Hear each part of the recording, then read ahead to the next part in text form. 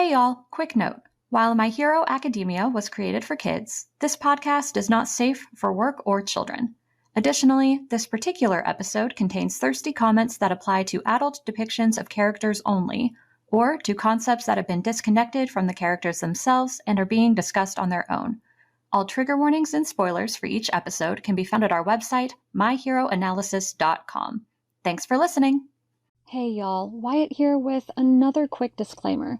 The sound quality for these first two episodes is pretty low. We apologize in advance and promise we're currently doing all we can to resolve this issue.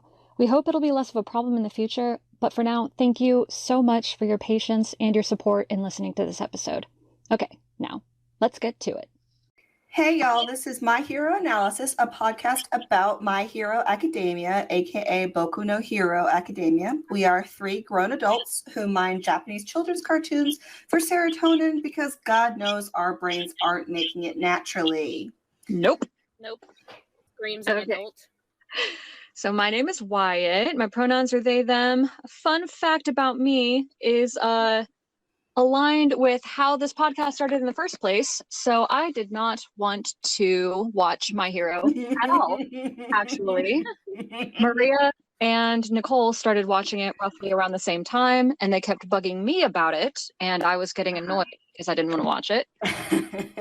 I put us all in a Discord chat with the idea that you two would bug each other instead of me, and then I could leave the chat and we could all live happily ever after. And instead you two ganged up on me. As it happens, yes. And I may or may not be grateful for that. I will never admit fully. You are completely grateful. But, you know, I got my revenge because then I pressured you two in starting a podcast, so... I don't think pressured is the right word. You said, hey, do you want to do a podcast? And I was like, yes, let's do it. I'm just along for the ride. So yeah, now instead of doing a Discord, we just have a podcast where we do the exact same thing that we do on the Discord. I'm Nicole. My pronouns are she, they. And a fun fact about myself, other than basically catfishing Wyatt into watching this show. Oh yeah, I fucking forgot about the catfishing.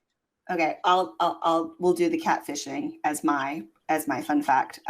We were basically trying to get you to watch it. I think you had started it. You were a few episodes in, and you were trying to escape us with very valid reasons, honestly, because the first few episodes are rough to get through, just like any other show. And Maria and I were trying to get you to stick through it by like telling you about all the wonderful characters you were going to meet along the way, until finally we found your kryptonite, and that is Mirko, the sexy, strong bunny hero lady. Yeah, and then she didn't show up to the literal last episode of the season that was currently out. Yes, I remember. You love it though. We did that on purpose. We had to keep stringing you along, and now you're here. Yeah, I fucking bought into it, even though halfway through season 2, I was like, "Where's the fucking bunny?" Yeah, and I think Maria's the one who broke down. I was prepared to say, next episode, just keep watching the next episode. She'll be there. That's because you're evil. I am quite evil. my name's Maria. I go by she, her, or they. I don't know. Either, whatever works. Right on. Fun fact about me, I made a funny joke about being in the closet again.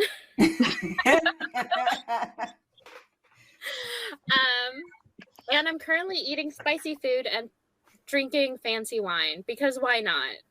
Ooh, what wine? I am drinking the Prosecco, Benacito. It helped me get through all of my job interviews, so I felt like it was appropriate. It is appropriate. It'll also help you get through this shit show. Okay, so as I said, how we're going to do this is just mimic what we do on our Discord chat.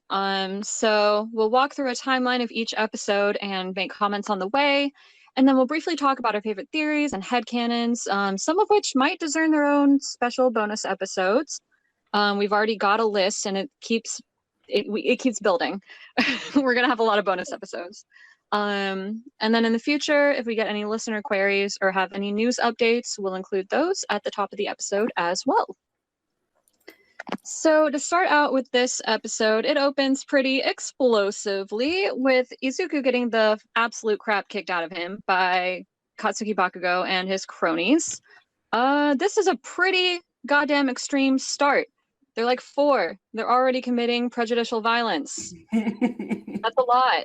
I still can't get over that pun. Yeah, I'm still mad at you about it. I stand by it. Okay. Well, other than the prejudicial violence and the children on children beatdown that occurred, we do want to point out that it is like 4:15 in the afternoon. So there are probably no real authority figures around, even though there probably should be. I think that's just a cultural difference between here and Japan.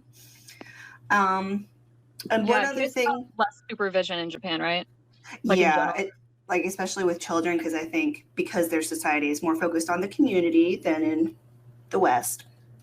So I think it's pretty normal to have a bunch of kids at a playground.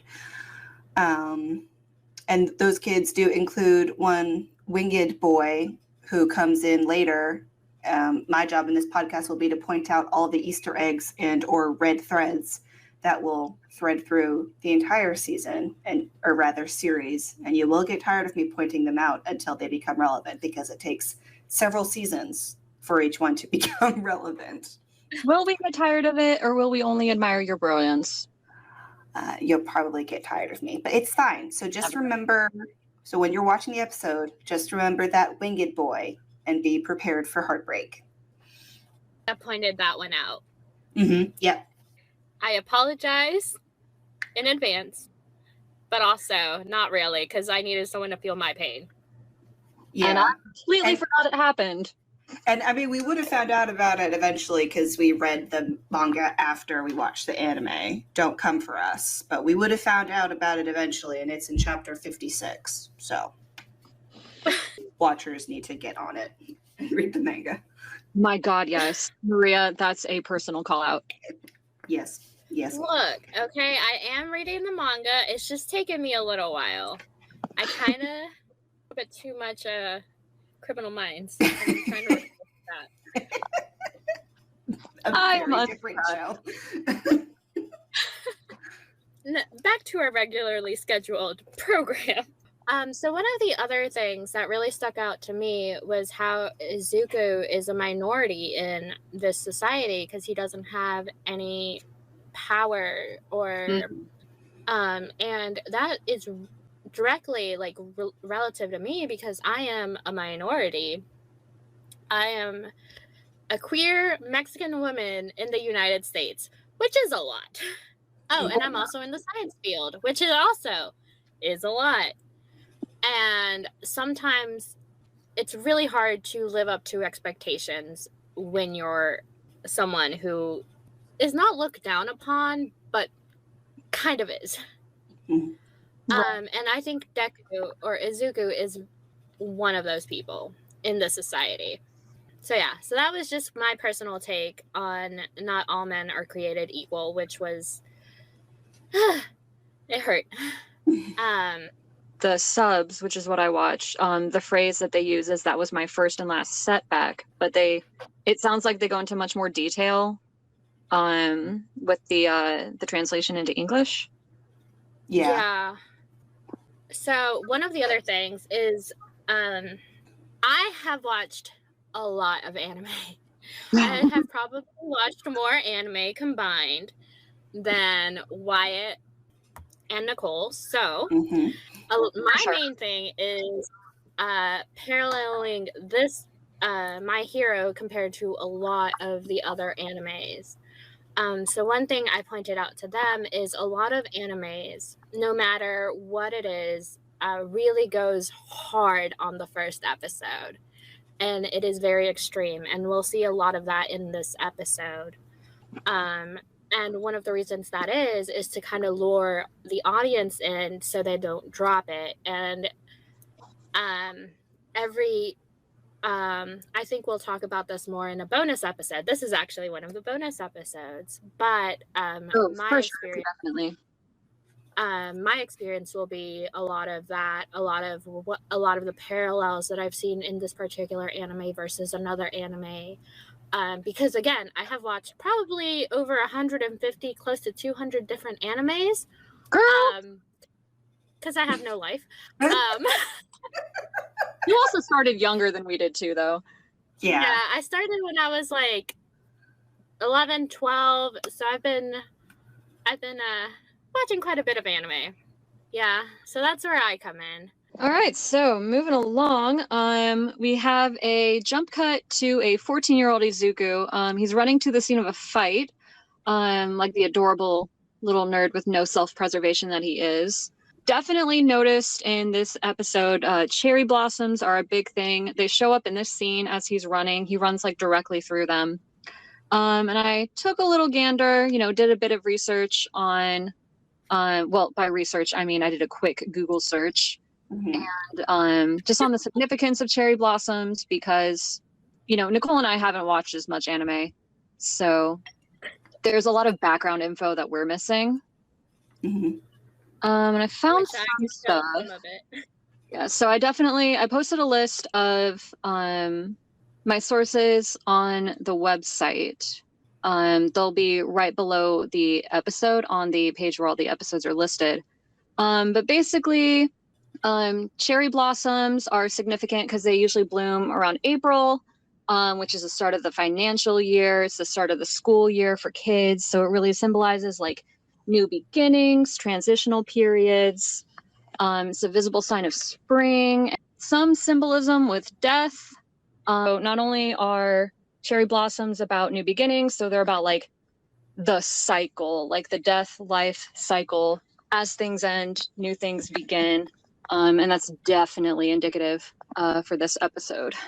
Yeah, Horikoshi is basically bonking us over the head with themes and basically what the entire show is about. And the one thing I noticed at this, or rather two things I noticed, is the start of Horikoshi's Star Wars obsession. I don't know if that's the right word, but if you like pay attention, it's especially apparent in the dub. I'm not sure about the sub. I mean, I missed it, but I miss things, so I'm not. Yeah. So it may be pointed out in the sub. I just didn't watch that when I first started it. But basically, where Izuku is running is called Tatooine Station, and that is that's just one of many Star Wars references throughout the series, not just like little tiny hints every once in a while. They're everywhere if you look for them. Yeah, I'm not a big Star Wars fan. Like, I've watched all of the movies. Mm-hmm. But yeah, like, I'm not a big. So I saw them and I didn't even register it. Yeah, you have to know the words. And the only reason I know the words is because my dad and brother were Star Wars people. I am not a Star Wars person. It's fine. I am just personal knowledge. The other thing I recognized in that spot, and I don't know if it's the same as in the sub, but basically when Izuku runs up and sees the giant person at the center of the fight, he calls the guy a supervillain just like right off the bat, and that is once again kind of bonking us over the head with the overall theme that in this society there's a lot of internalized prejudice, both against quirkless people, people with less strong abilities, and then people with abilities that are seen as monstrous. So this guy who Izuku is only seen just kind of standing on the railroad tracks, he sees his gigantic form and automatically assumes he's a supervillain. So that's not cool. For sure.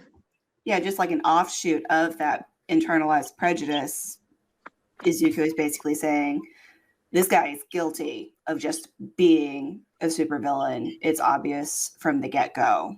And so that kind of made us question how different or the same the Japanese legal system is to the American one, because that's the one we're used to, because we are sad little Americans. And then Wyatt actually did a little bit of research for us. Hi all, it's Wyatt again.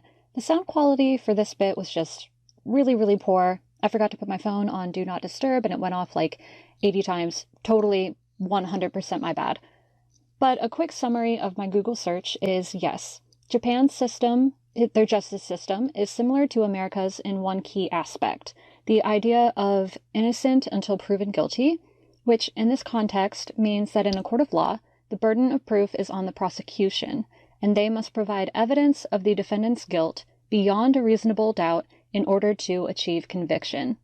This information comes from Japan's Ministry of Justice FAQ webpage, and they are pretty adamant about that. They also insist that rumors about accused persons being held in prison for long periods of time without trial are not true. However, much like in the US, there are legal loopholes that are exploited by law enforcement to imprison accused persons who haven't received a formal conviction for longer than they should be. In the US, this takes the form of bail. Accused persons must pay the government a certain amount of money as insurance that they will not try to skip trial, and they have to pay this money, or at least part of it, before they can be released from jail.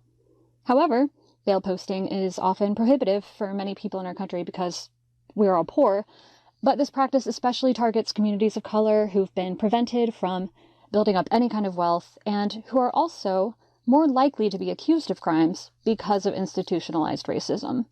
The result is that marginalized people are held in prison until their trial date, which can be scheduled out months or even years from the date of their arrest. I'm going to have links on our website for anyone who wants to research this some more, because it's an incredibly predatory practice and a huge problem here in the US. And if it's a problem in your country too, hopefully this will give you some knowledge to arm yourself with. Unfortunately, I'm still not as knowledgeable about Japan's legal system and how it functions. But sources outside Japan's government report similar problems with people being held for extremely long periods of time. Again, my sources will be on the website if you're interested in learning more. Finally, I did want to take this opportunity to note that in this podcast, we will be pretty critical of certain aspects of society that come up in the show. This is not us being critical of Japan or Japanese culture specifically, but of those social issues themselves, no matter where in the world they manifest. In fact, pretty much everything we talk about can also be applied to America, and especially American TV shows, which are a lot, to the point where sometimes they're unwatchable, and then adults have to watch children's cartoons because they're not as horrible. So this is definitely one of the main reasons we identify so strongly with the themes of this show, because so many of its messages apply so neatly to US society too. Okay, I'm going to get off my soapbox now, but thank you for sticking with me through all of that. And now, back to the show. There. Also, the conviction rate after indictment is like 99%. It's not suspicious at all. That seems sus. So like, and like the Ministry of Justice tried to market it as like, oh, we only ever indict people if we already have enough evidence to convict, and that's why it's so high. I'm not convinced. So if any listeners who know more than us want to weigh in on that. If any Japanese lawyers happen to be listening to this. Yes, please. Please do. I had a massive fucking headache after like, I don't know, 20 minutes of Googling. So if anyone can provide clarification, please do. Yeah, another thing we clearly see is how conditioned the society is. It kind of mirrors our society too, because we are very conditioned for certain things. And It's like not sometimes we don't even realize it. We'll think about something, like someone will tell us, oh yes, that person did this and this, and we won't really like find Question out it? the truth. Yeah. So I think that's another Horikoshi just slapping us upside the head with it. Yeah. He's really heavy-handed in this first episode once you watch it a few times, especially after you watch the whole season and read the manga all the way through. You go back to these first ones and you're like, oh. Yeah, it's the why didn't I catch that before? Yeah, exactly. Absolutely. Yeah, speaking of social conditioning, so everyone is just like standing around while this giant like destroys their city block in an altercation with heroes. Apparently that's the norm for them, and that's really worrying. Yeah, it's really worrying that these criminal standoffs as we would know them are just kind of seen as spectacles. Like, sure, you're kind of stuck there until it's cleared, but people watch it instead of retreating. Like, aren't you worried about your own safety? If one random piece of shrapnel gets loose, you expect heroes to net in all of that shrapnel. They are very overconfident in the pro hero system. Yeah, all I can say is these people got trauma. Yes, yes. Everybody got trauma. That's the perfect way to put it. So after we dip our toes or, get like swirlied into this new world that Horikoshi is laying out for us, immediate cut to the title sequence, just like that. This song fucks. All the music fucks. I love the music for the show. It's all wonderful. And also going back and watching, like doing a rewatch for the purposes of this podcast, we like basically are examining every single frame. And if you watch the title sequence of the first season, it basically gives away the ending of the first season. Shh, don't worry about it. It's fine. It's like scene for scene showing what happens in the finale. I mean, most anime tends to do that. I've known a few animes that don't. Yeah. Okay. But my favorite thing is All Might got that cake. He got that He got body. That was my first thought when I was watching the scene. Like, I was just like, damn, sir. And I mean, it's like right there in your face. It can't be denied. Exactly. Like, I can't not see it. So. Body crazy, curvy, wavy, big titties, little waist. Him to a T. That song was written about him. It had to have been. Like, we know Megan Thee Stallion watches anime. Of course. Absolutely. Oh my god, if she ever wanted to guest star, I would lose my mind. I would cry. Legitimately, I would cry. It's never going to happen, but it's a beautiful little daydream. Yeah. I think I would be the only sane one because that song is the only song of hers that I know. Sorry. Look, I freaking love that lady. She is a bi icon. Okay. We have time. We have time to educate you. Okay. We'll press gang you. It's fine. You're used to it. We'll make you join the dark side. If Good we luck. could convince Wyatt to watch My Hero, we can convince you. Yeah, but that was with me And employing. Megan Thee Stallion. That was with me employing my evil against them. Now you're going to be missing that. I can be evil. I held back Not. a lot. Wyatt, you're too pure for this world. Yeah, Sometimes. yeah. You're not evil enough. I could be. No. No. No. Okay, well, moving on to past whether or not I'm evil or not. So after the title sequence, we get a bit of backstory. We never find a glow baby, and there's going to be a hole in my heart forever. I need to know, and we're never going to get it, and it's so sad. Yeah, there's nothing about Lighthouse Flashlight Baby. I tried to do a deep dive into who they were, and there's just no information. So unless we get like a spin-off of the baby. I did also want to know more about like Glow Baby. Yeah, it's like. So. That's fucking startling as shit. Yeah, imagine popping out a baby and it's like a glow stick. Honestly, I would want a glow stick baby. I want to be the glow stick baby. Like, my knees are so crackly. Why don't I get bioluminescence with it? Oh dear. Oh gosh. Same. No. Well, along with the Lighthouse Flashlight Baby, we get a little bit more backstory with like the other like abilities in this world. We get kind of like the basics for any superhero show. You got the fire, you got the ice, you got the telekinesis. And now as it's being narrated, generations later, about 80% of the population have some uncanny ability, as it's called. And we're assuming, just in our little semi-scientific headcanon, that it's probably actually closer to 100% at this point. By the time he's 14. Yeah, especially by the time he's 14, because population science could usually tend to be delayed by a few years, just the amount of study that goes into it. So we're thinking it's about 100% at this point, or like 95. It's definitely higher than 80. And all this does come into play once again in the later arcs. So just stay tuned. I could go into the science of it, but we're not going to do that because I could go on for days about this. That sounds like a bonus episode. Yeah.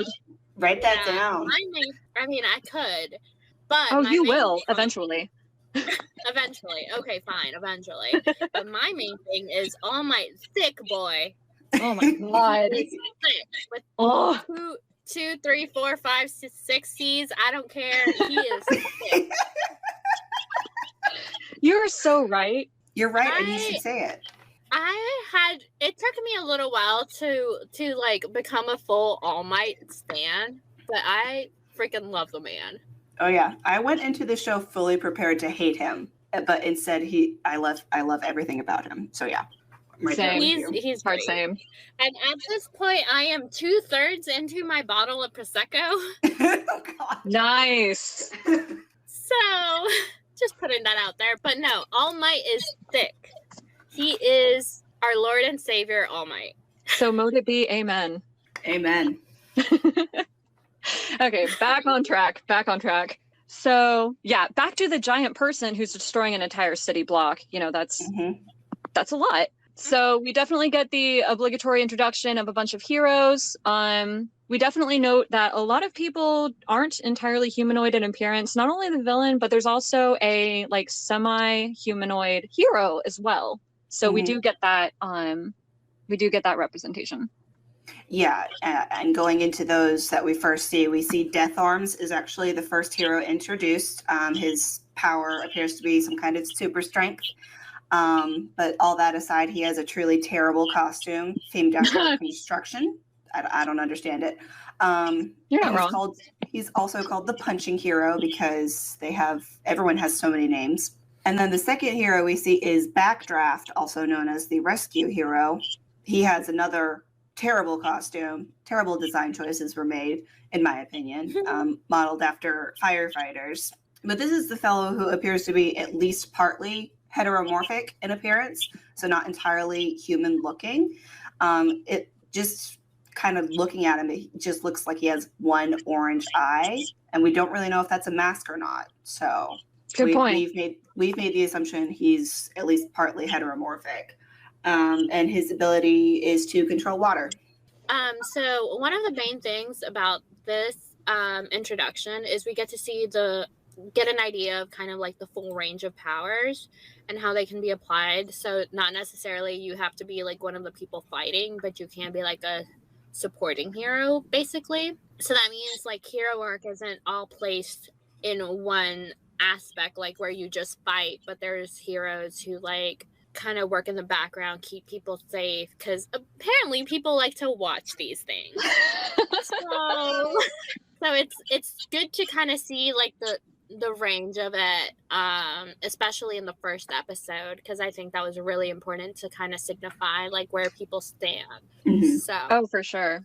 Yeah, I also noticed that some poor fucker in the quote unquote audience, because that's basically what they are at this point, has to call in late to work. And like, how often do you think that happens? It's like, bitch, this is the third time this week. And it's like, I don't control the villains, you know, like when your boss gets mad at you because of traffic, except this time it's a villain. And then Izuku is also sneaking closer to the fight. Like he worms his way from the back of the crowd to the front. Sir, you are 14. Have some self-control, damn it. Some self-preservation, just a little bit. And like the same thing with everybody else watching. Have some self-preservation. Oh my god, teenagers. Nobody wants to watch. Nobody wants to be killed. Like, why are you standing there? Please move on. Thank you. Like that's how I feel every time I am stuck in traffic. Like all I want to do is not watch. I want to get to work. Please. That's true. This is based on reality. People will stop and watch a wreck happen. Oh god. Just driving down the highway is the worst. And I feel like that parallels very well to people stopping and watching a fight where like you could literally die. Yeah, we're making fun of them, but we are them. Yeah, they're essentially just rubberneckers. But instead of it being a car on fire, it's a giant destructive person. Like, go. Look, I want to watch the world burn just as much as the next person, but like, maybe just do it through your TV. yeah, exactly. And then next we get a lovely little dialogue bit, I think from one of the bystanders or rubberneckers, however you want to call them.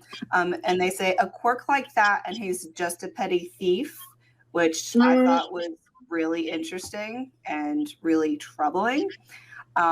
Because basically what they're saying is your quirk determines your future and your career and basically everything. Even though your future, your quality, your personality, your destiny isn't determined by what the talent or strength is, whether that's a superpower or your just regular life. It's determined by what you choose to use them or not use them for. Thank you for coming to my TED Talk. Agreed. Yeah. I think you're reading I agree Horikoshi's with mind. that. I mean, just personally, I can come back to that. Like, I had really good art skills. Yeah. And like I've been told like I could be the president if I wanted to, but I didn't want any of that.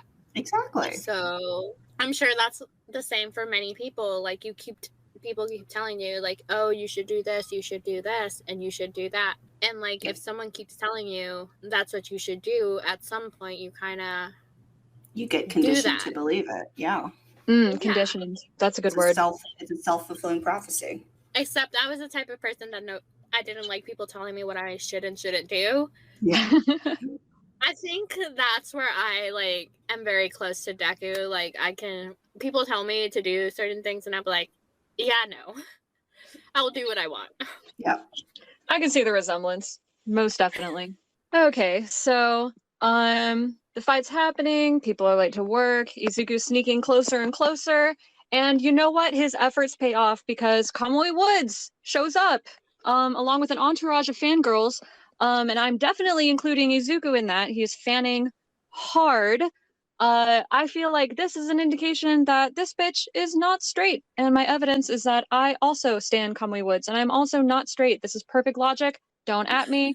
Also, he gets called out for it, like, by a bystander who, like, doesn't know him, so it's pretty obvious to everyone around him that he is into this. Yep.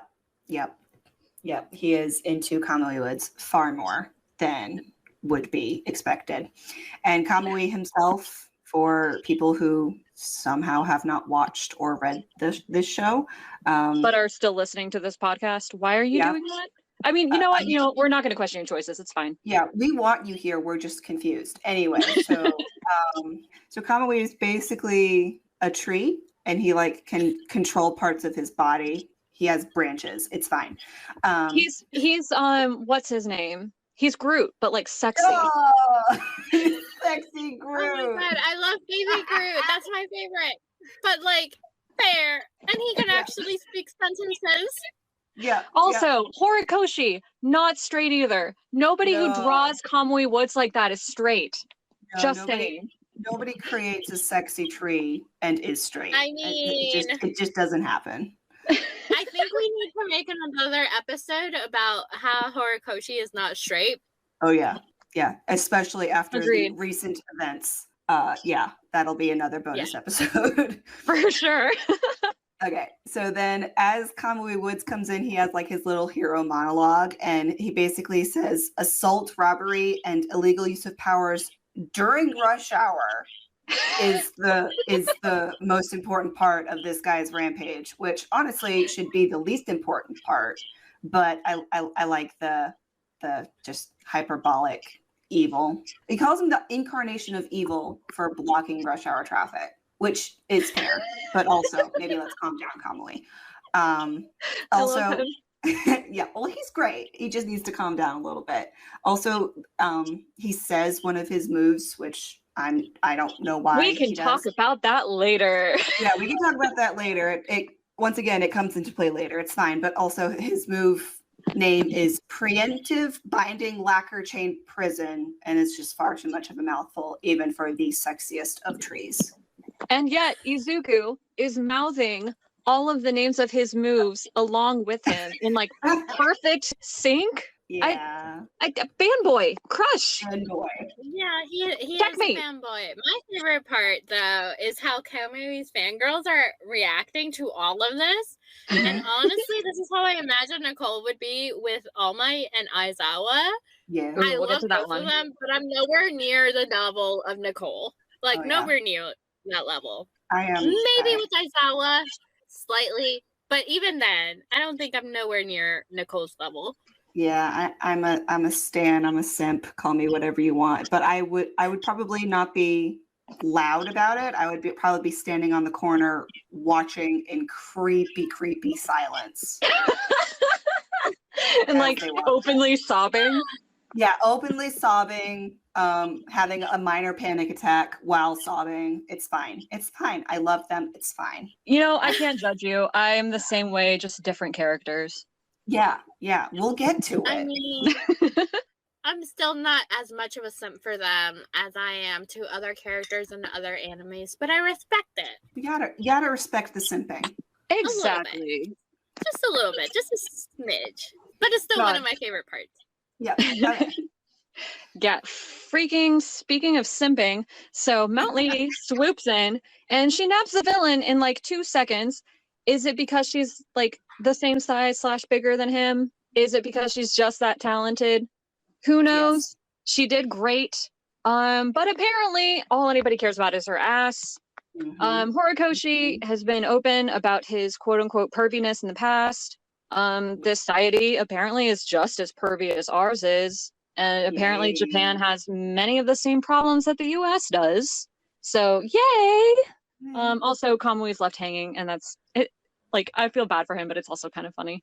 Yeah, we should probably talk about Horikoshi's quote unquote perviness in that bonus episode as compared to what recently happened in the manga.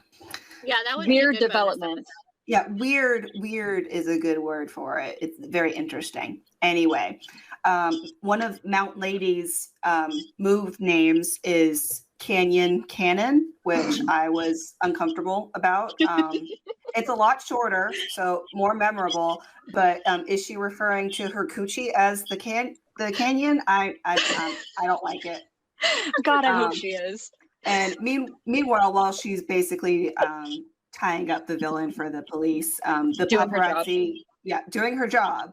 The paparazzis and the fanboys are essentially surrounding her, trying to get the quote unquote money shot of her ass. And there is a rather obvious mention of cake. So it's so much perviness. I don't like it. I don't agree, but at least Mount Lady knows how to capitalize on it. True. And also one final note that Izuku is utterly uninterested in Mount Lady's ass. His nose is right in his little notebook, and he is a gay little bitch. So good boy. He def ain't straight, that's for sure. No. Yeah. I mean, I'm not surprised by the perviness, honestly, because, like, again, I've watched a lot of anime, and a lot of anime is pretty pervy. I feel like shonen, which is what the subtext of this anime is, tends to be a lot pervier than any of the other animes because it's stereotypically geared towards men or boys. Is it fun? No. Probably not. It's a marketing tool, and it's terrible. It is. It really is. But again, like, the first episode always tends to be very, very ridiculous. And, like, compared to some of the other animes, this is actually kind of toned down. Not, Oh God. Yeah. especially in the perviness. Like, I've seen some anime where I've literally had to be like, yes, no, I'm done. Oh God. But this one just, trust me, there are worse out there. I'm gonna take your word for that. Yeah. Oh yeah, please do. But yeah, no, compared to a lot of the other ones, this one is like, yes, it is extreme and it does have a lot of perviness in it. But at the same time, for me personally, I feel like I've seen so many other animes that have like a lot of more perviness in them, where this one just, it really doesn't surprise me, and it's actually pretty minimum compared to a lot of the other ones. Well, I guess that's good to know for context. Yeah. Yeah, it is. Especially when it comes to shonen. Like, shonen is like a free-for-all with perviness. So, and it is what it is at this point for me. Again, I've seen a lot of it, and so you're traumatized. this is pretty. I don't say traumatized. I feel like I am desensitized. Yeah. Yeah. Yes, Also, thank you for that I'm correction. Kind of bi, so like, I will look respectfully. Looking at her canyon coochie but I will still look. I mean, you have to admit, Canyon Canon is incredible. Yeah, it's good. I still don't like it. I don't particularly like it, but I kind of like, yeah, okay, you did this. I approve of this. Yeah. Kind of. I respect your creativity. I'm still not going to like it. Yeah, you found the humor in a shitty situation. Good for you. Yep, exactly. Pretty much, yes. So essentially what we have here, everything that's going on, all the pieces fitting together, we're getting the rules of the universe. They're being pretty firmly established. So in summary, superpowers means more crime, means superheroes, and these superheroes are government affiliated and they have to compete with each other for income. This is a great system. What could possibly go wrong? Yeah, the rise in superpowers led to a rise in crime, and as always, the government was just slow to respond. So we get the pro-hero industry, quote unquote. Kamui Woods actually says out loud in this scene that he's more concerned with her getting the credit for capturing the villain, even though she kind of did just capture the villain. Right.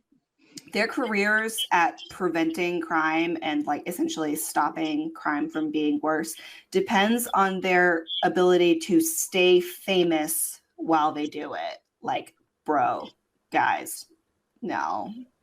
I mean, nothing can go wrong, right? Nothing. Absolutely nothing. No. Not a thing. No. Not a thing. No. Also, if I speak in Spanish, you know shit's going down. I'm sorry. Yeah, no, nada can go wrong. Absolutely nada. Absolutely nothing. And once again, I invite you, dear listeners, to stay tuned. Because just stay tuned. Anyway, after this, Izuku dives into massive analysis and note-taking while the criminal is being carted off to jail, I guess. And I just want to say, Izuku, your hyperfixation is a little too close to home. Especially like, with all the muttering, like that was one of the things for me. Like, sir, we get it, you're a nerd, but like, can you take a moment to like process in your mind? Although I can't really blame him because sometimes I'll like mutter under my breath about certain things, but still, like, sir, come on. He's calling us out. Expect coded. Oh yeah. Yeah. I'm pretty sure Deku has at least some form of ADHD. They all got some kind of they're all on that something. spectrum. Yeah. They need a chill pill, but we're going to talk about that more later. Yeah, we're definitely not projecting onto these children. Absolutely not. Not at all. No clue what you're talking about. Sits here and drinks more wine to big gulp. Okay, so the altercation ends, and then there's a bystander who, notices that Izuku's taking notes and, doing muttering, and he's, doing his analysis thing that he's very, very good at, and that's established pretty early. And the bystander very kindly encourages Izuku's ambition to be a hero. And then Izuku turns into a little cherub angel baby, and I decided to protect him forever and ever. Also, we're really getting the hit over the head with those cherry blossoms, like, damn. Yeah, they are pouring down as Izuku smiles for the camera. And also that guy, like up to this point, is literally the only person who encourages him to pursue his dream. Which is that because quirklessness is not immediately evident? I mean, well, we do have to say, the cherry blossoms are the main character in this episode. Like, they're everywhere. Yeah, they're the main character. You're correct. Not Izuku. Izuku is just like in the background. The cherry blossoms, they're everywhere. They're the main character. And who can blame them? They're beautiful. Oh my god, yeah. The imagery. What's there's literally a word for it. It's pretty. Background porn. something like that. Nature Scenery porn? Scenery porn. Thank you. Scenery porn. Yes. That makes It sense. is a trope we'll call on it scenery porn. tropes.com. No, literally, it's a trope. Oh no, I believe you.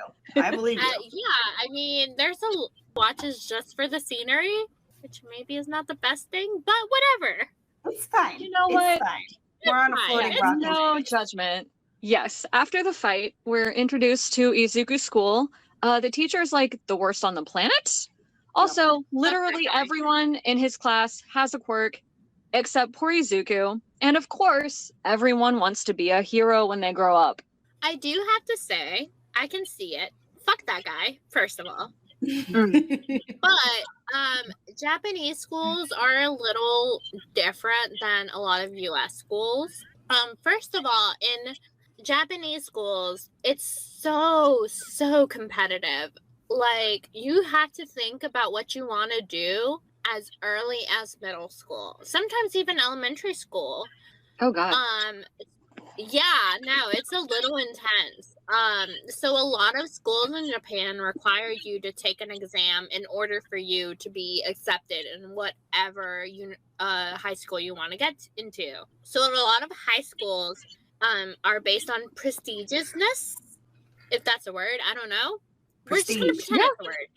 And that'll give you like the most likelihood to get into either the university you want to get into or like the career you want to get into. And it's really hard. So the fact that a lot of the kids are already thinking about being heroes, like to get into the top school of hero work is going to be pretty intense. Because at the same time, like in middle school, a lot of what you want to do, you have to go to specific schools in order. It's kind of like a pre-step. I know in the US, yeah, it sounds like a track. College. Yeah. Like a lot of there are programs in a lot of high schools in the US that have early college. That's basically what these schools are. Okay.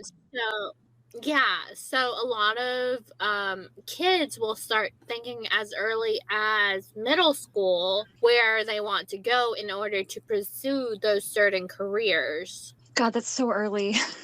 Yeah. It is really early. Like, I didn't know what the fuck I wanted to do in middle school. Like, the fact that I would have to think, honestly, the fact that I ended up in science in middle school, thought I was going to end up in an art career.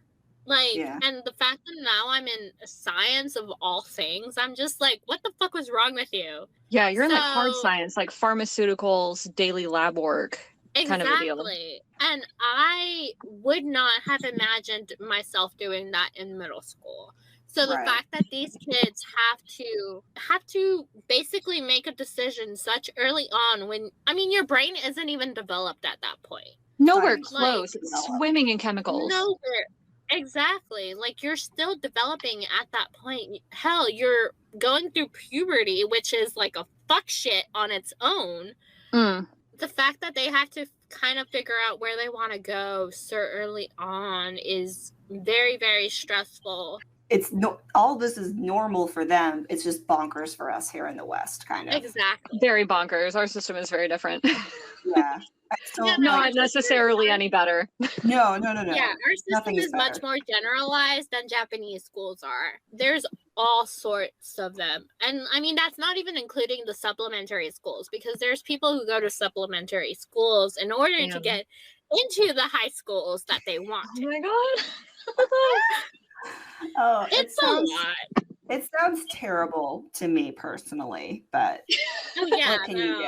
I don't have what it takes. No, 28-year-old me does not have what a 14-year-old Japanese child has. No, not even close. No. So this is just sort of things that that is very different from the US, where and could be lost in translation for foreign viewers.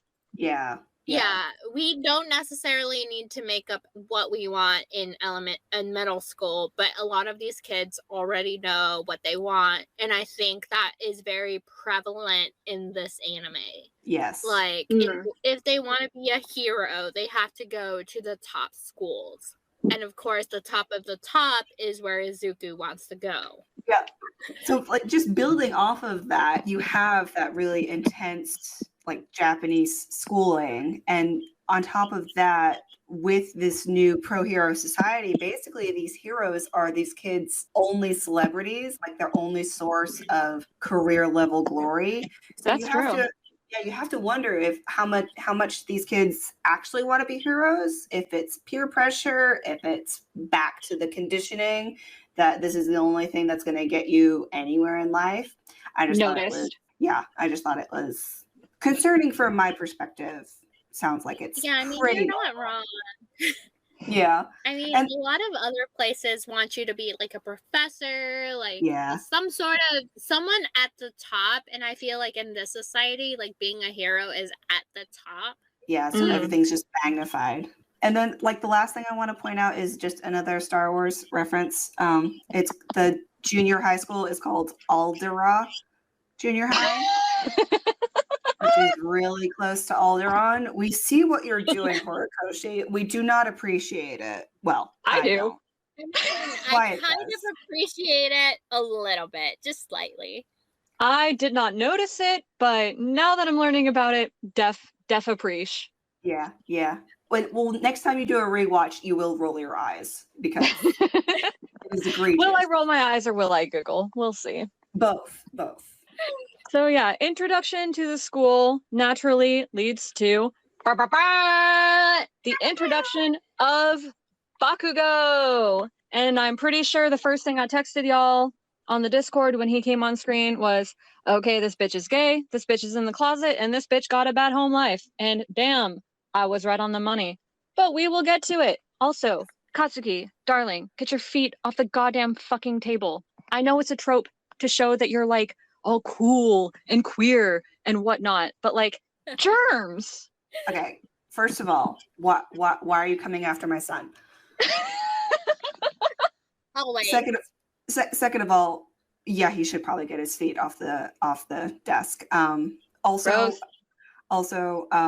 listeners should know that Bakugo is my child, and I will defend him till the end of time. I do also want to point out that we haven't exactly gotten to it other than the opening scene, but it is really interesting to me, and it may just be because they were seated alphabetically. I don't know. I don't know the Japanese alphabet. But Fair. he's sitting next to Izuku. So just keep that in mind as the next scenes come up. So I just think it's interesting that they're sitting next to each other. Also, kind of dialing back from the in-universe stuff, if fans of Bakugo are going to notice that in these first few episodes, at least in the dub, that he is not nearly as yelly as he is in like all the later episodes. And Interesting. it's very apparent once you rewatch. If you've become a Bakugo stan like I am, you go back and watch. This voice is very different. So either I don't know how to pronounce his name, Chapin, the voice actor, Chopin, possibly. I don't know. Either he was told to get more yelly as it goes on, or something happens to him that made his voice more croaky, more yelly, and we will get to it, pretty soon. But also, it's very interesting that while Bakugo is basically the star pupil of this school, as he's bragging and doing his little standing up on the desk, and I'm going to be the best hero, blah blah blah blah blah. His classmates being himself, honestly, yeah. And as he's being himself, his classmates already hate him for being unapologetically good at what he's doing, but also being kind of a dick about it. It's fine.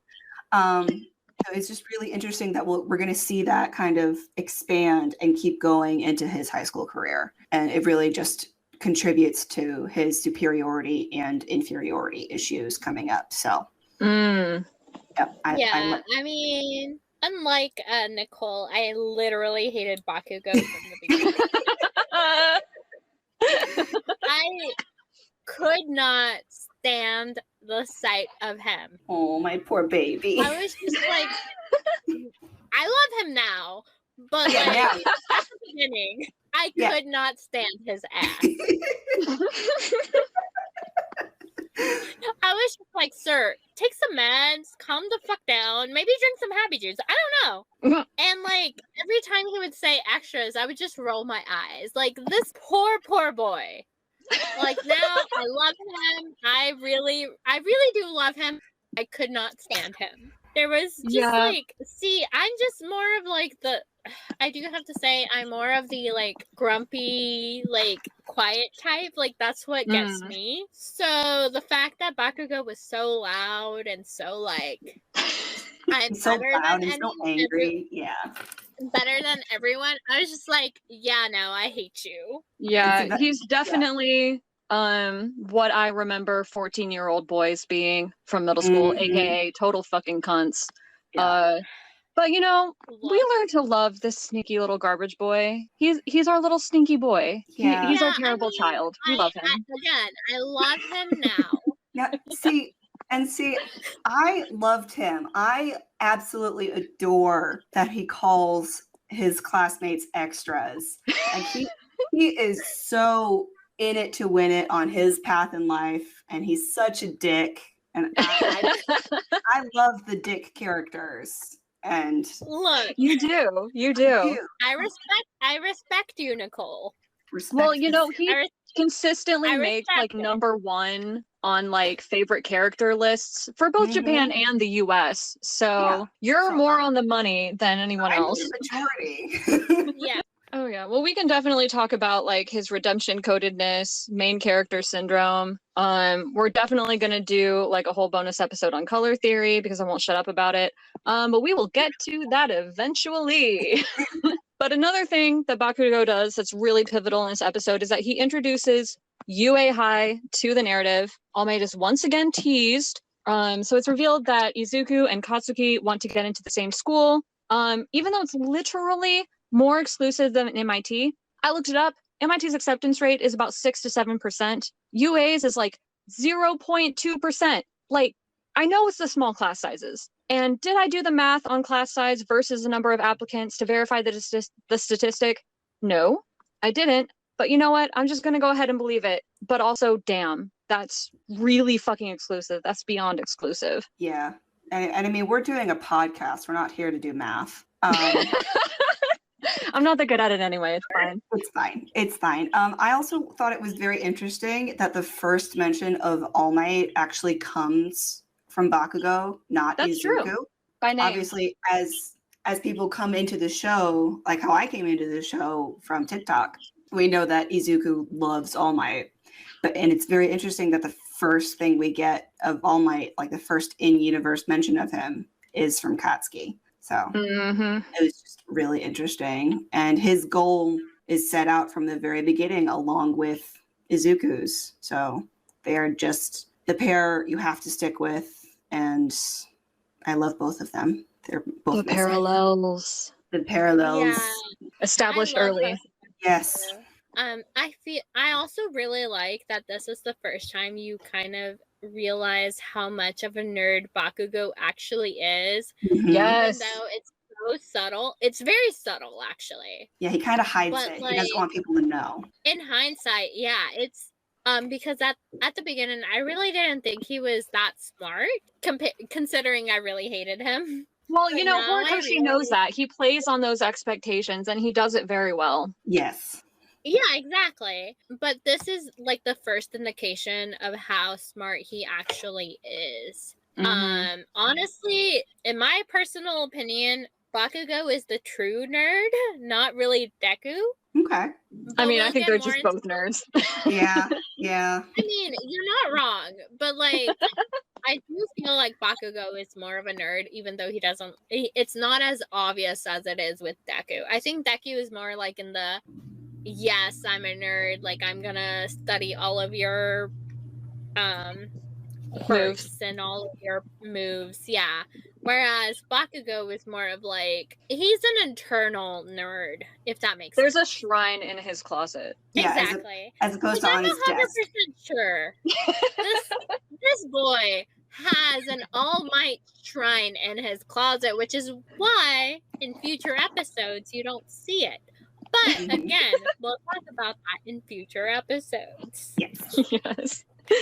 Definitely. So yeah, speaking of Bakugo and his general unlikableness and the parallels to Izuku, so the class starts making fun of Izuku. They're kind of making fun of Bakugo at first, and then they like shift their attention to Izuku and they start victimizing him. And of course, you know, Bakugo is being a fucking shithead and he's like leading the charge. And the teacher just sits there and just lets it happen. Also, I am curious about the fact that they're technically allowing quirkless kids to take the entrance exam to UA, and I wonder what prompted that.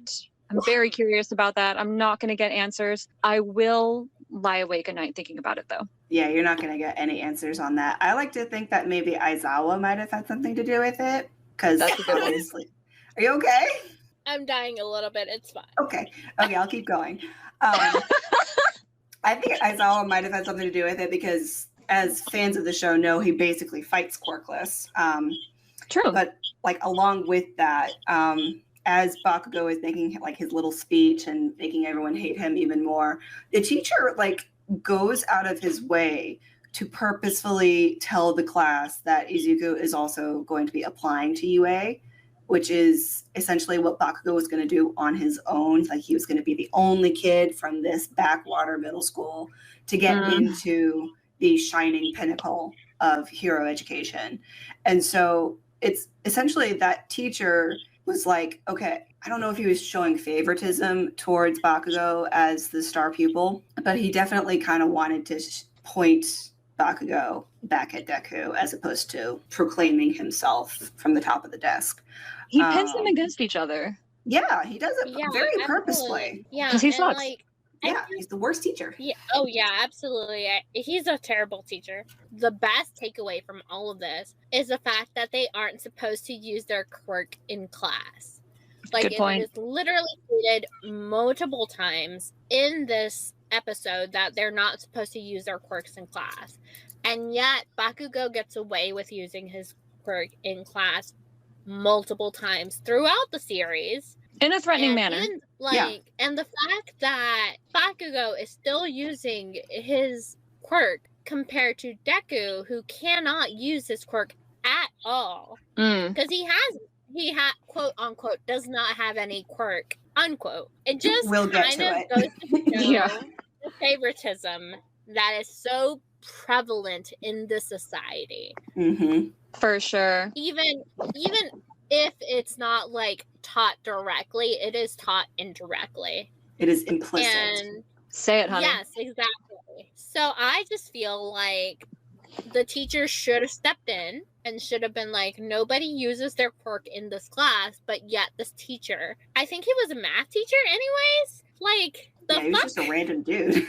Yeah, it's just, like, who is this bitch? He should have stepped in. But you get to see kind of that, like, implicit, if you have a quirk, you're the top of the top, especially if your quirk is, like, superhuman, like, top of the top, then you are the top of the class. Whereas if you don't have any quirk, it's like you're the low of the low. You're at the very, very bottom of the totem pole. Which honestly kind of makes sense compared to our society. But again, we're going to talk about that more later. Yeah, for sure. Also, just the complete lack of appropriate boundaries. In here, we see it in public, and then later on, we see it at home. And we will get to it. But yeah, obviously, people are responsible for their own decisions. But also, children need to be guided by authority figures who, like, actually do their damn job. Okay, so we have another pretty abrupt cutscene to basically, the best words are sludge monster, causing havoc down another street. Locals, once again, thoroughly unimpressed. They're just like, ugh, I'm gonna be late. This is my lunch break and it's ruined. One bystander, though, does mention that there's an issue with people not knowing what to do with their quirks, / not coming to terms with them, which then leads to them turning to crime. Is this a metaphor? Are the metaphors basically writing themselves at this point? Yes. Yes, they are. I do also want to point out that along with this metaphor, the witnesses are essentially just showing the bystander effect in full effect. Like they don't do anything to try and stop him. I don't think they even try and call the police or call the pro heroes. They're just kind of like, oh, there's another one. He stole a purse. Great. That's a Sorry, good Yeah, not point. sorry. exactly. Just gonna casually watch everybody die, like whatever. But like at the same time, like watching this, I'm like, that would probably be mean because I have no sense of self-preservation, but whatever. But honestly, again, back to the previous mention, like this society is clearly traumatized, or like they're very so desensitized to acts like this, where like, oh, they don't really even think about them possibly dying. And I think that is really telling of the society, because naturally humans don't want to die. You would Usually. think. Yeah. You would think, yes, you would think. But like at this point they're so desensitized to that that they see a fight break out and they're like, oh yes, I'm gonna watch, this is free entertainment. Oh, I might die, but whatever. Oh Mhm. God, I just remembered like all the fights in high school. Oh yeah. And we would all just gather around, and like some of them involved knives and shit. Oh Oh God. fuck! Wow, we really Exactly. can't Knives- judge these people, can we? No. Exactly. Damn. So like a lot of that comes back to this. Like we get so desensitized to certain things. I can't really judge these people. Like they've gone through, they've seen this multiple times in their lives. So when they see someone like randomly turning into a monster, they're like, oh yeah, just a normal Tuesday, I don't know. Yeah, it's not a warped reflection. It's a mirror that Horikoshi is holding up. Definitely. Yeah. So as this is happening, All Might is once again teased. This is the last little teaser that we get. It's also the most substantial. And I will say, you know, Horikoshi building this up and giving us like itty bitty bits of more and more information about this hero and like kind of building him up in their minds, which then leads to the next episode, and we'll get to it. But I think this is pretty clever. I think it was well done. Oh yeah, it's a very good use of just basically the plot twist, the narrative plot twist. And so like basically as he enters the frame, we get other bystanders. It may be the same bystanders as before. One of them basically says, at least in the dub, remember when we didn't have to worry about quirks all the time? And I was just like, because I did my rewatch after reading all of the manga that's available, and I'm like, that timeline is very off. Yeah, And- you were not alive, sir, probably. Yeah, no, you were not alive. But yeah, we will get to it once again later. And secondly, my first reaction to that little scenelet was, oh, thank God, here's our man in his cargo pants. Look, this is our man, the only man that I will approve of who wears cargo pants. Nobody else can. Like, I have seen men disagree. in Look, no.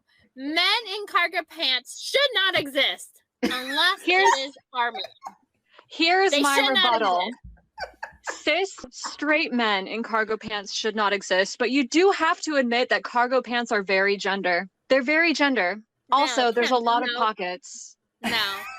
Like a lesbian The or a only- trans person in cargo pants hits very differently. Yeah, the only time I will accept them is you got the badunkadunk to go along with those cargo pants. Oh, okay, so You I'm gotta fine. have the badunkadunk. Other than that, no. No matter if it's man, woman, green, purple, red, I don't care. If you got the badunkadunk to go along with those cargo pants, okay, I accept it, kind of. If you got the cargo Other for the than cargo that- pants.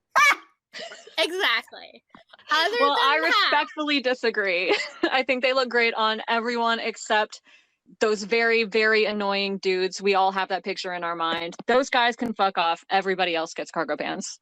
look, I will fight. I would like to add that I don't have any of these strong opinions about cargo pants.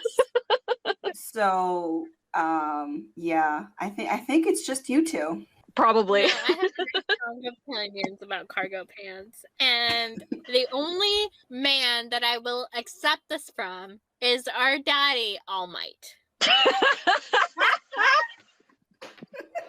Dad might. You know, your Dad opinions are might. so often correct. This is like the only one that's not, but it's okay. It's fine. Diversity is the Look. spice of life. Shh. Okay, so moving on from the cargo pants argument that will never Dilemma. be resolved. So, No. new character introduction. Izuku Midoriya's notebook. This is where all of his muttering gets put down on paper. Katsuki blows up the notebook and then throws it out a window. And then he tells Izuku to jump off the roof, and Izuku is more concerned about the notebook. I wonder if this foreshadows how little Izuku values his own life. Also, I do owe Nicole a thank you for pointing this out because, like, Maria can attest to this. Our middle and high school experience was so ridiculous that the suicide joke did not have the impact that it should have, and it had to be like pointed out to me that that would be like very scarring to people. Mm-hmm. So You're many welcome. suicide jokes in our high school and middle school. Ugh. I feel so sorry for y'all. I mean, they It's- were probably at my it's high school fine. too, but I just wasn't paying attention. I never pay attention. Look, we've accepted it and we've moved on, and we still make those jokes. Oh gosh. Unfortunately, Not about other people. Okay. just about Okay. ourselves. Oh god. Oh dear. Okay. All right. It's fine. Yeah. yeah. Yeah, my observation was that Bakugo needs to stop throwing people's dream journals out windows. And I definitely do agree that it is foreshadowing for how little Izuku values his own life, but also because his notebook is basically the treasure trove of his lifelong hyperfixation. I get it. Like I would be really pissed if I had a personal middle school bully and he threw my journal out the window. I would be more concerned about the journal than the suicide joke. So I get it. Fair. That's a good point. Yeah. It's still bad. Oh, yeah. Yeah. Okay, so I thought it would be useful to also discuss Izuku's reaction to the suicide joke. I know Mhm. Fanon, especially on TikTok, you know, the interpretation is that the comment really upset Izuku, and some people consider it like, you know, quote unquote, the most significant thing that Katsuki ever said to Izuku. I did have a different interpretation. I think he Yeah. seemed way more upset by the how low his chances were of being a hero, and also the Mhm. Deku nickname definitely seems to affect him, and it comes up many times. In some ways, he seemed to view like Katsuki's not just that comment, but also his general behavior as like just another symptom of institutionalized prejudice, Mhm. which is really mature for a kid who's 14, or honestly anyone. But Mhm. he is fictional, so you know, not all of his reactions are going to be normal / expected because they have to forward Right. the plot and bring home a point. Although Nicole, I think you had slightly different interpretation. Yeah. I mean, like going back to how important his notebook is to him, like when you're in a hyper focused state, or if something concerns your hyperfixation, at least in my experience, you tend not to notice what's actually going on emotionally in your own head. So I would point out that it's possible he may not have even realized that his feelings were hurt in the moment, and it just became something that may or may not have festered at the back of his mind, and that is what people are picking up on in the TikTok discourse about this moment. That's a good point. I definitely, I think you're right, because he does bring up that moment in like other episodes further on down the line. So it could be that he's just like had time to process that a bit more. Yeah. It could have just not even registered in the moment because either it was so shocking or because he was just so desensitized to it that he didn't think it hurt him. But then later he was like, oh yeah, that did kind of sting. That's true. Yeah. That's true. And we do this event, this altercation with Katsuki does definitely trigger a flashback to little baby Izuku, and the GIF heard around the world. Yes. his little stimming in the chair. It resonates with so many people. He's so baby. He's so precious and enthusiastic. And Inko, call me. I could be Izuku's stepdaddy, that's fine. I would treat you so right. You would treat Inko right, yeah. And I also, would. I'd be the Also- best stepdad in the world. yeah, no, it's also GIF, not GIF. I will fight you on this. Yeah, I know. It's the whole like peanut butter name. Like it's like cross-referenced in my brain. Okay, I'll let you have it just this once. I really don't care at this point. I understand both of them, so I'm like, I'd live for the chaos, so either one works for me. That's a good point. Yeah, he's Also- very excited about his All Might videos. Yes, in his All Might video, that's his one thing as he's growing up, as he's a little kid. He wants to watch this one video, I guess on MHA YouTube, and it's basically All Might's big debut, where he's saving a bunch of people. He saved like 100 people, and he's still going. I just want to point out that in that scene, he's laughing. And like, I understand that's part of his whole character, the smiling, the laughing, we will get to it. But in the moment, it's just really kind of creepy and I do not enjoy it. And also it took me a couple rewatches to find out what the little cackling like a villain is in that scene. And then I realized it was Izuku copying All Might, and he sounds like a little villain. I'm like, what is happening? Are all the families true? What is this? And it's just I do Izuku being agree. I do agree. All Might's laughter is a tad creepy, but I think it's mainly because like he is doing it for other people. Like Yes. sometimes when you laugh, you don't do it for yourself, you do it for other people. Mhm. True. And I think at this point, it's what All Might was doing because he knew it wasn't a fun or like good situation, but he was still laughing.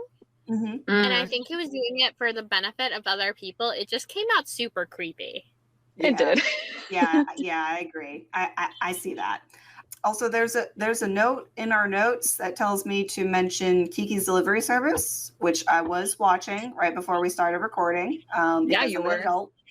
And basically, there's a line in Kiki's Delivery Service. I think her mom said it, and it's just like basically the mom said like, no matter what happens in this new city, wherever you end up, just keep smiling. And I was just like, is this a Japanese trope, or do Japanese superpowered people just not frown?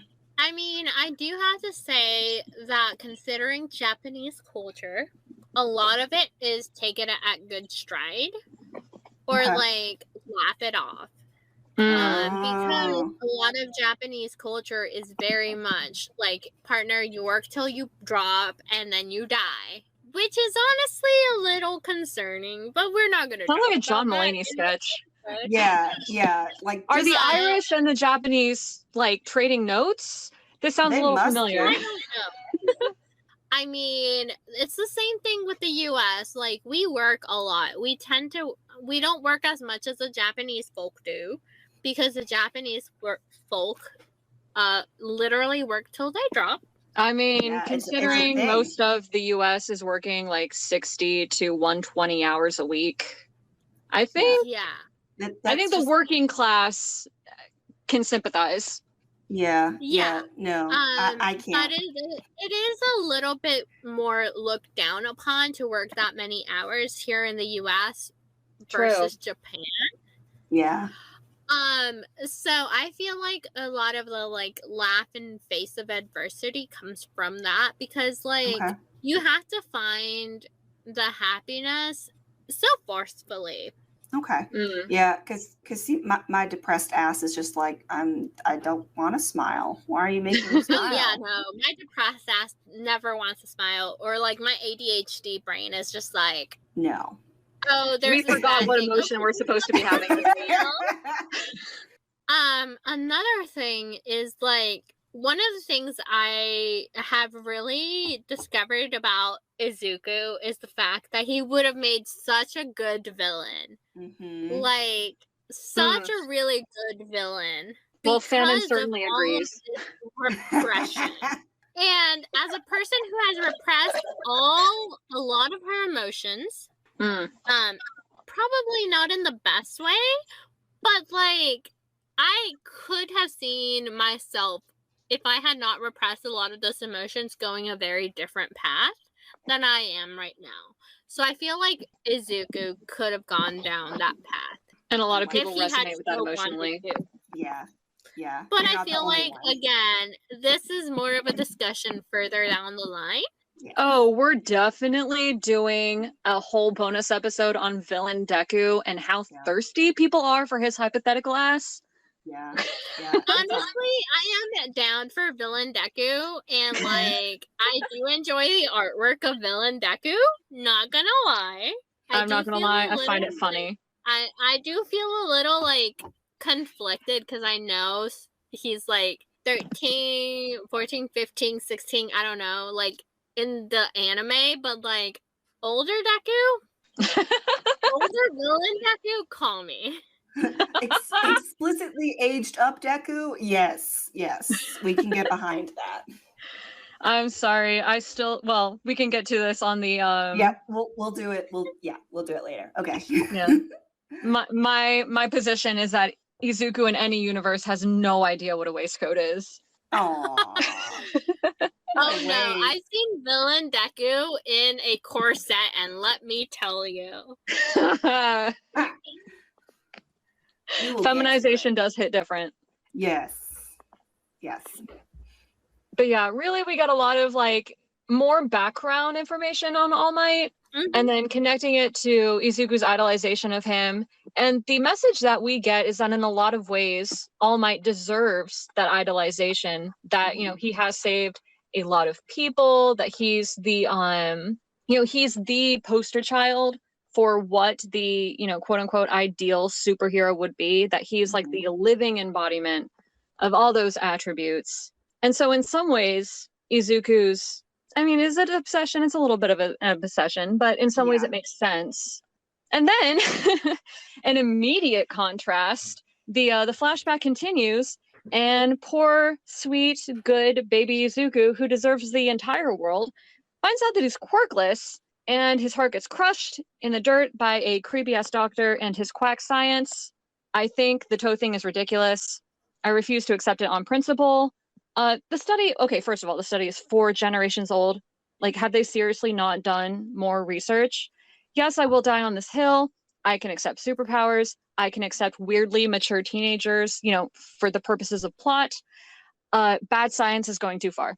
Yeah, we will get to it, and I'm sure y'all are tired of hearing that, but we are going to get to the creepy doctor with his creepy steampunk goggles at his workplace in the hospital, and I'm just like, and I, coming from, basically TikTok told me to watch MHA before I watched MHA, so I kind of knew going in that this doctor is bad news. Like, we'll get to his true role, but even just looking at him, you know, he's a creepy weirdo villain with his mustache. I don't like him. He needs to just test Izuku's blood, and this whole scene has spawned so many fan theories that we will also get to. But no, creepy doctor, bad science, totally. Yeah, no. And we're saying we'll get to it a lot, but if anything, that's like a testament to Horikoshi's writing and how much information he seeds in this first episode. Yeah, it's so much. 100%. It's so masterful. And like the doctor creeped me out from the beginning. Like even before I started watching the TikToks and all of that, like I watched this episode before all of that, and I just like, that doctor creeped me the fuck out. Agreed. And like now that I've watched it once, twice, 3 times, at this point I'm on my 3rd time watching this. Like it still stands. I'm 100% sure that man did not do the proper procedures, and this is coming from a scientific point. Like, there are a lot of procedures you have to go through before you can pronounce someone that give them you a don't diagnosis. have this or you don't have that. Exactly. So coming from that point, like, no, this doctor is sus, like 100% sus. I will throw hands. Amen. You know what? You can tag team me on that one. I will be your backup. I don't know if I'll need a backup, but I will. You can have one. You may not use it. Yeah, you can have like a hit or 2 But like Thank you. most of That's the generous. damage will be done from me. That's fair. That's fair. I'll give you that. And then the flashback continues. Inko doesn't handle the situation super great, although honestly, in her place, I probably would have done the same thing. Like if I saw my child, utterly devastated and crying, my first instinct also would be to give them a hug and tell them I'm sorry. I have been pleasantly surprised. The majority of the fandom seems to be pretty understanding of her position, especially given like not just the US's society's like general straight up hatred of single moms, but that seems to be a pattern elsewhere in the world too. So that's a nice thing to see the fandom generally not be a dick about that. I think she did a good job, as good as she could have done. And also in this point, we're going to circle right back to the smile point, because as Izuku is quite literally bawling at the loss of his hero goal, he's still smiling, and it's weird. And well, it may not be weird. It's just dissonant. To Western audiences, it's yes. Yeah, and he's just, and like he says, there was only one thing I wanted to hear, and that was that his mom, I guess, believed in him, and that he should keep smiling and keep going. And like, baby, sweetie, honey, you're concealing, you're not feeling. Let's really, especially from the standpoint that this is a flashback, I don't think he's even processed that whole thing even now. So he's not feeling his feelings. Yeah, very much so. So the flashback wraps up. And we cut to Izuku, who's on his way home from school, and he's in a tunnel. Somehow he gains emotional strength from that flashback. Good for you, kid. I don't really understand, but whatever gets you through. And then we have a fucking gross ass attack by the sludge person that was introduced earlier. And like, I know on one hand, I know that that's a person who like needs therapy and has a lot of shit going on, but also this scene is really rapey. And this was the point where Maria and Nicole had to convince me to keep watching, because I'm pretty sure I like turned off the episode and started screaming on the Discord. Yep. I believe I remember that. Yeah. Oh, yeah. It's not fun. Yeah. Yeah. And we'll get to it in just a minute, but I do want to point out before we get to that even as like Izuku is watching this guy kind of come towards him, Pickles, stop barking at the dark. Sorry. You're fine. He basically, as soon as Izuku sees this sludge dude, before he even knows that he's like a monster and a villain, as the audience already knows, he automatically calls the guy a villain. And this just goes to show that the internalized heteromorphic phobia is rampant in this society. And it goes right back to the quirk determining society, terrible trope that I personally hate, but it's done very well. It's great storytelling. Once again, it's the mirror held up to the audience and, hey, see this? It's not great. So all that internalized stuff is still there, even though we know it's villain. Izuku doesn't. That's fair. Yeah. I mean, we'll get to it again, but he does work on it by the time we get to quote unquote manga deku. So we'll get to it then too. Yeah, I didn't realize that he made that comment like even before the villain attacked him. So that's interesting. Yeah, it's like he's coming at him, but he doesn't know he's about to get attacked. Oh, okay. Again, terrible memory over here. It's okay. Okay. Well, and then back to the rapey aspect. He is being like attacked through every orifice. Yeah, that's pretty goddamn villainous. So he was right in that regard. So basically, this guy is literally taking over this child's body by entering him. We see it through his mouth and his nose, and I think through his ears, but we can kind of put together that it may also be going somewhere else. Yeah. And basically Izuku's mind he's still there in the moment, but we don't actually know what could have happened. Would Izuku have died then and there, or would he have been a puppet for this sludge monster? Like if he was fully taken over? Yeah, like if he would still be in there as the sludge controlled the body. Ugh. Yeah, Yeah, and then That's the a sludge rough monster. thought. Yeah, it's a terrible thought. The sludge monster makes a really creepy comment. He says, "You're a real hero to me, kid," which is so gross, so villainous, so abusive on so many levels. It is very, very super rapey. Yeah. And I do have to say that scene is pretty hard to watch. Yes. But like it would have been a lot harder to watch if I hadn't seen other anime, if that makes sense.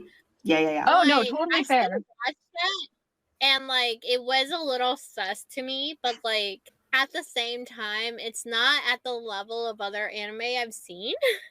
So it's still able to push through that.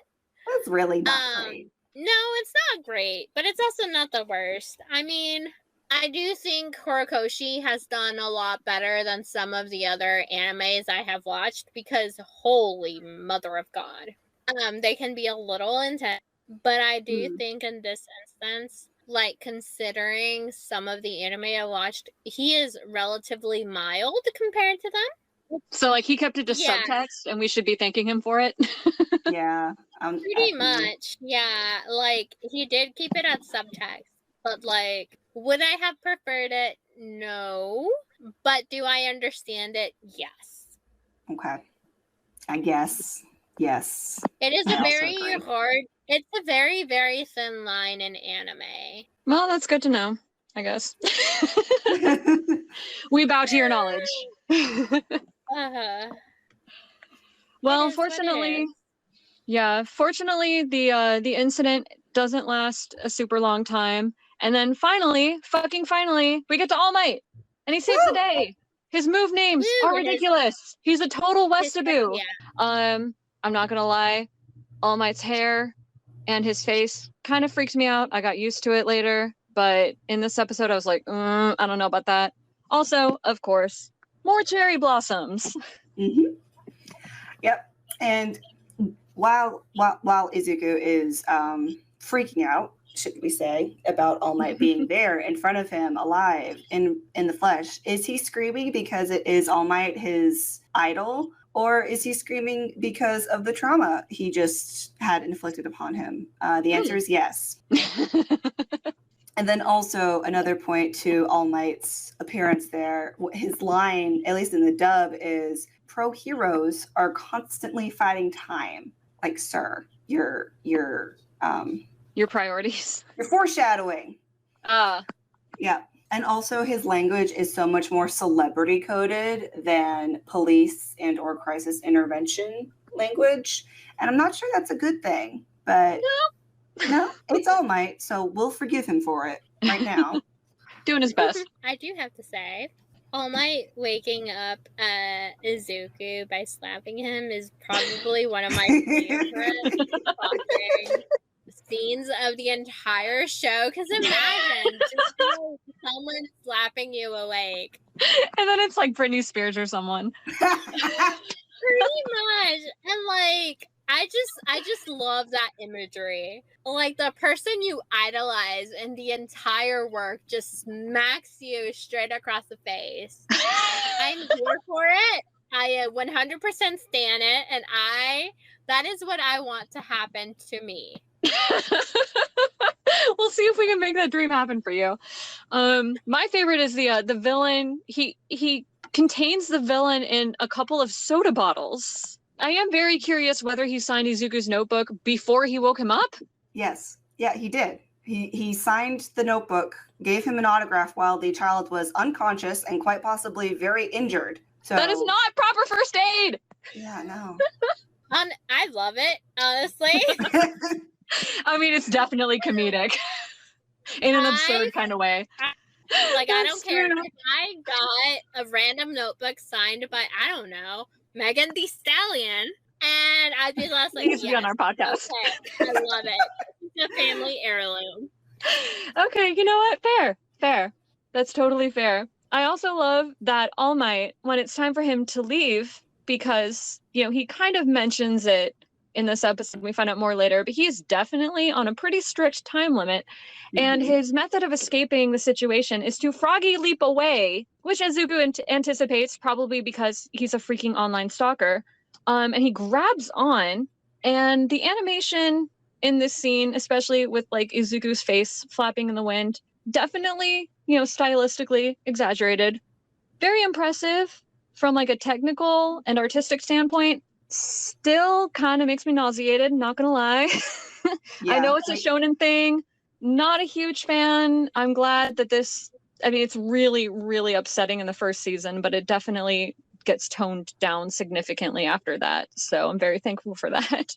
Yeah, I remember having to convince you again to keep going after you had already stopped for the sludge monster scene. Yeah, it's so flappy. The first episode is really, really hard to get through. I do understand because there's a lot of subtext in that episode. Yeah. All right. And then basically when All Might lands, because he has to land to get this child to detach from his leg, Izuku kind of goes into like his whole spiel, like he's trying to get a question to his idol. And he starts by saying, he says, sometimes I do feel like a failure. Like, yeah, honey, we all do. And like in this society, in his world, you can't fail. Like if you fail, that's it, you're done. And he just feels like a failure. And it's so sad. He's such a baby. And then after that, he's so baby. He's our child. Yeah. And then after that, as he's basically trying to converse with All Might, he calls himself a normal kid without any powers, even after they've had generations of superheroes. So Izuku's perception of himself is just so sad and so lacking. He sees everyone else as superhuman rather than quirks being the norm. So he basically just sees himself, I don't want to say as subhuman, but that's kind of mundane. What he's been. Yeah, he's mundane. Yeah, he's been conditioned to think that he is not as good as everyone else, and he just says it so bluntly. Yeah, bluntly, so matter-of-factly, and it's just so sad. Yeah, so then we get to the fateful question that Izuku's been, trying to navigate his way towards is, he asks if someone quirkless can become a hero like All Might, and cliffhanger. We don't get an answer. Horikoshi leaves us hanging. Yep. And it's very purposeful. It's a very... Oh, yeah. It's to keep us watching for the next episode. Yeah. I think one of the best parts of this episode, is the foreshadowing that we don't realize when we first start watching this. This. There is so much foreshadowing in it. Yeah, it's continually rewarding. Yeah. That's a really good point. Yeah, so after the cliffhanger, we move straight to the title sequence. The art for this is gorgeous. Again, love the song. The imagery of Izuku like running under a starry night sky along the coast that, the sky slowly gets lighter, and then we get like some more baby Izuku footage, which is basically as addicting as puppy TikToks. Like, baby. He's a baby. He's so cute. Yeah, and even in this early end credits title sequence, we get an Easter egg that I pointed out to y'all, and basically as you're watching it, he's running towards a very specific star, or at least that's what it looks like, and now we know what that star symbolizes, and we will get to it. So along with that star symbolism, he's running into the dawn after the darkness of his depression. It's very thematic, very nice. And it does show that he's stumbling, he's wiping away tears, and he just keeps going. And that is Izuku in a nutshell. It's beautiful. Yeah, So definitely. He keeps running towards that star, and it feels so far away for him at that point, especially at the beginning. It feels so far away. But I mean, don't worry, baby. It'll get there. You'll get there. Don't worry. And then after that, we get the preview. Whole bunch of little leads for us. The villain escapes. Local bully taken hostage. Why is All Might calling himself weak? Who is the hero? Who will rush in and save the day? The answers might surprise you. Is it clickbait? It's clickbait. Is it good clickbait? Yes. Yeah, it does just make you keep watching it. I do also want to point out that this preview is voiced by All Might, and instead of being voiced by Deku, who does it in future episodes. So just kind of take that where you want to go with it. For sure. So that's basically the episode. And then we did mention good Lord, mansion. We did mention a couple fan theories that we want to get into. Nicole is the ruler of fan theories, so please lead us right into it. Okay. We await you.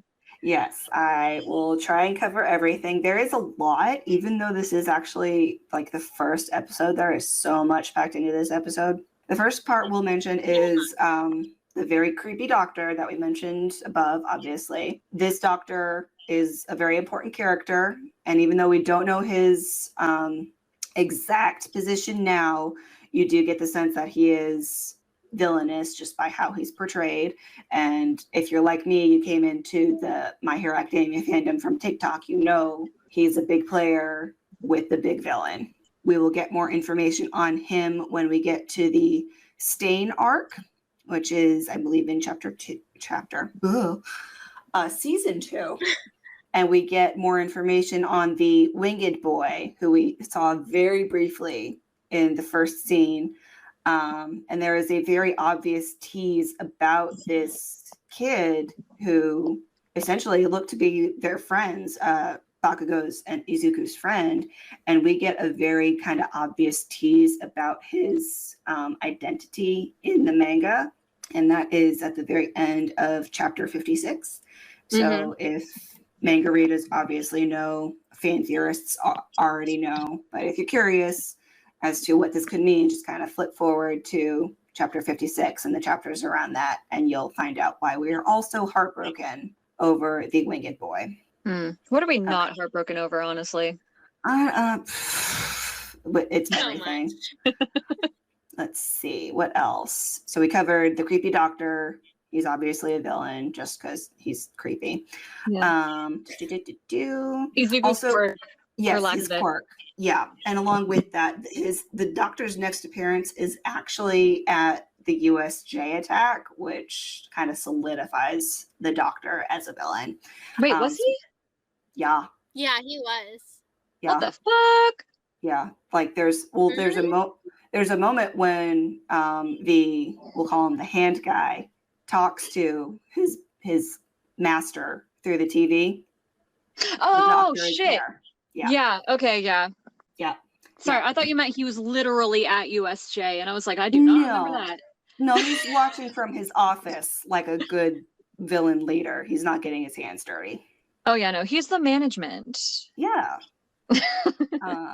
Yeah, and the doctor does come into play a lot more, especially in later arcs, but we'll get to it when we get there eventually.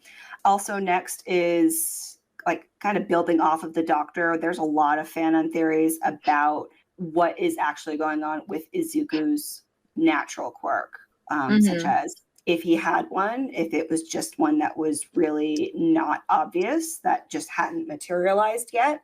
We'll never know just because of what happens like in the next few episodes. Essentially, there are a lot of fan theories that this doctor, because of who he is and what he represents to the big villains arc, there are theories that he took Izuku's quirk, locked it away so he couldn't use it, or that the big villain is possibly Izuku's father, which you'll dive down into quirk theory. And the big villain is old. Essentially, he's old and he's from another generation. So it's conceivable that if he is the father, cough cough Skywalker style, Izuku may not have just naturally not had a quirk. And it gets into all of the Izuku father theories about how he's not there and why he's not there, why he's quote unquote overseas. And there's just so many fan theories that we will get into. I think the best part would be like a bonus episode after the USJ, because we can dig into it after all of that goes down. Oh yeah, we'll definitely have to figure out the right place for that one. Yeah, all the Izuku quirk fan theories. There are so many, and they are all so good, and they could all work together, and I love it. Oh my god, yes, this fandom is god tier. Holy shit! They're beautiful. A little terrifying. In a good way, though. Yeah, Well, Like, the part that I've had interactions with have all been great so far. yeah, so. yeah, yeah. We have heard that the fandom is toxic. We stay away from that side of it. Never Mainly, come across it. yeah, Hope no, never to. we've never touched it.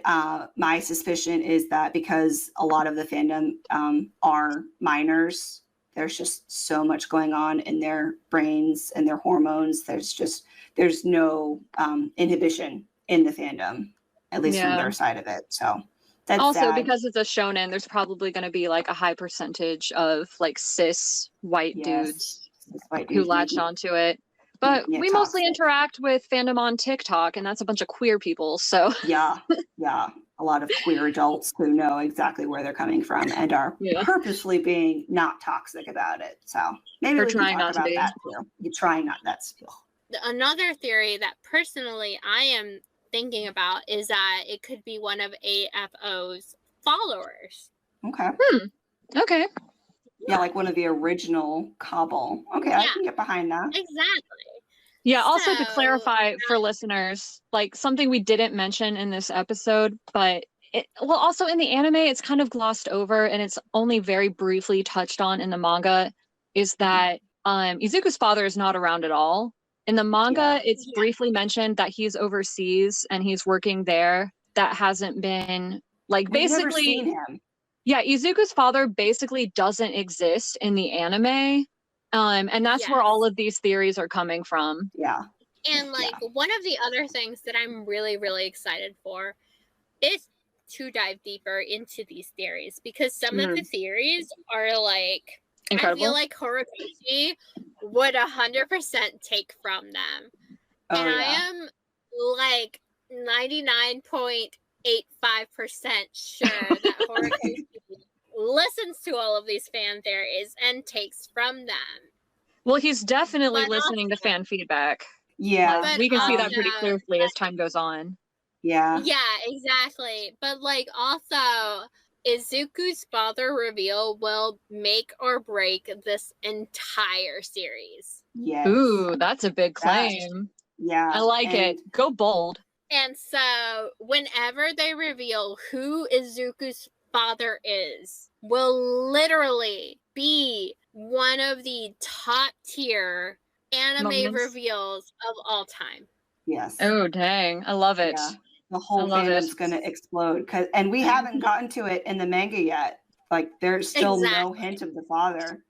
Oh, yeah. So- And we're like closing in on like the denouement. Like, Yeah, in the manga, Yeah. we're in like the quote unquote final act, but who knows how long Yeah. it's actually gonna take. Yeah, exactly. And like with manga and their final act usually can take anywhere from like a few months to like a year. I feel like the most obvious conclusion is that the big bad villain is Izuku's father. However, Horikoshi has definitely demonstrated like a lot of cleverness in turning tropes on their head and then Mhm. like using your expectations to make you confront your own expectations. So Yes. I agree. Like unless we've all gone crazy and we've blown the whole dad thing like way out of proportion, which is And a Horikoshi- possibility. Or she's But- just watching us all like, y'all, he's in Wyoming working. Like it's fine. And he's just enjoying it. I could see that. Like as a fellow or as a creative person. You can call him yourself a watching- creator. Do it. No, it's fine. You're a creator. Well, I can see You both are. him. I can see him watching all the fan theories and being like, "Yes, that's cool. Yes, that's cool." I don't know if he's going to adopt any because that can get into a lot of legal issues. Yeah. Well, I- he's already writing better fan fiction than the rest of us. God damn. Bro. Not wrong. Bro, But the yeah, man it'll is be bro. interesting. If it does become a plot point, I don't think he's going to disappoint. Like he definitely we have some been- valid criticisms, but as far as like plot points and writing goes, he's pretty solid. Yeah. I agree. I think he's been pretty consistent with the entire show and with the entire manga. That Absolutely. I think it, like he knows where it's going. Like there are certain animes and manga where you don't really know where it's going or what's gonna happen. But I feel like in the process of reading and watching like My Hero, you can kind of see he has a plan set up for it. Oh yeah, it's So I'm just very excited carefully to crafted. see- Yeah. yeah, I'm excited to see where he goes with it. And I think he's also taken into consideration the fandom, because the fandom is kind of rabid at Yeah. this point. Vocal.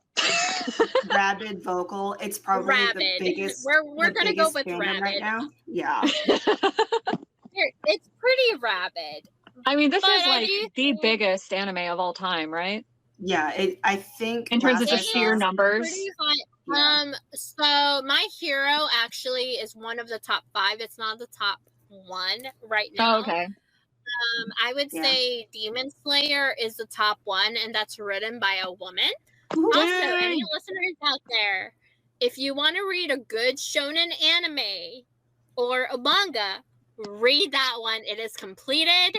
Do it. I love it. Demon Slayer is where it's at. But that's my personal thing. But My Hero Academia, I really, really do think it's written really, really well. And it's and the aspect of it, the anime is also really, really good. Oh yeah, no. I'm like one of the reasons I didn't want to watch My Hero is because there's so many episodes, and I'm notorious for dropping a show as soon as it stops spitting out serotonin. I have no show loyalty at all. So Yeah. this one I can tell I'm gonna stick with to the Yeah. end. But I do think like it is still written by a man, so I still have some of my reservations for it. As Oh yeah, no. Christine. Still plenty of in valid this- criticisms to be made, and we will be making them. Yes. Yeah. Okay, did we hit every point? Was there anything else we wanted to bring up? No, I think we got it all. I might Yeah, I have was gonna say, that rambled was- a little bit in the fan theories, but I'm trying to balance being spoilery and being obvious, but That's true. we'll get used to it. I'll get used to it. All right, this has been My Hero Analysis. You'll hear us next week, and in the meantime, go beyond plus ultra and thirst responsibly. Bye, y'all. Thanks again for listening. If you'd like to get in contact with us, have questions you'd like us to discuss on air, give topic suggestions for bonus episodes, or submit fan art for us to display, visit our website at myheroanalysis.com. You can also follow us on Twitter, Instagram, Facebook, and TikTok. Just search for @myheroanalysis. And don't forget to subscribe, rate, and review.